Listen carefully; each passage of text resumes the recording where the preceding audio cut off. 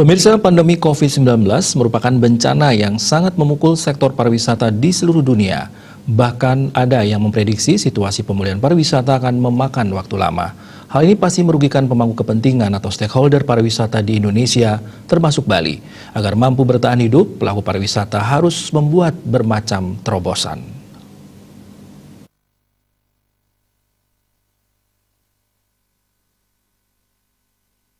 CEO Pramana Experience Nyoman Sudirgayusa menyampaikan setelah hampir 7 bulan mengalami pandemi COVID-19, para pengusaha melakukan berbagai macam terobosan dan upaya-upaya untuk menyelamatkan bisnisnya atau sebagai upaya untuk bertahan hidup. Sudirgayusa mengatakan, Pramana sebagai salah satu hotel manajemen yang bergerak dalam usaha pariwisata melakukan evaluasi terhadap biaya operasional hotel seperti pengurangan payroll yang berdampak pada pengurangan jam bekerja, jumlah karyawan, dan jam operasional. Selain itu, pihaknya melakukan analisis dan pelaksanaan penggantian bahan-bahan operasional dengan yang lebih murah tanpa pengurangan aspek kualitas yang signifikan. Pihaknya juga berupaya menciptakan usaha baru untuk bisa mendatangkan sedikit keuntungan bagi perusahaan, diantaranya usaha resto makanan dan minuman, properti, sekolah, dan kursus singkat. Ketua Bali Villa Association BVA, Gede Nick Sukarta mengatakan, keran ekonomi pariwisata sudah dibuka untuk pariwisata di Bali, bahkan Menko Kemaritiman datang ke Bali. Hal tersebut membuat kalangan industri pariwisata tertantang sehingga menyiapkan diri dengan mematuhi protokol kesehatan dan sesuai dengan surat edaran dan pergub yang ada. Wisatawan domestik Wisdom didominasi wisatawan dari Jakarta, yakni 60% penerbangan datang dari Jakarta dan 30% dari Surabaya, serta sisanya dari daerah lain di Indonesia. Menurut Nick Sukarta, beberapa hotel, villa, dan restoran serta DTW sudah diverifikasi, namun masih banyak yang belum siap diverifikasi dengan alasan belum adanya kedatangan Wisdom.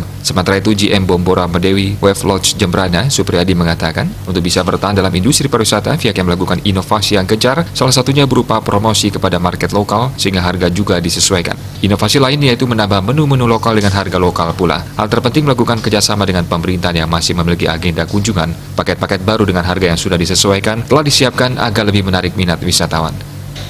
Bali Pos melaporkan.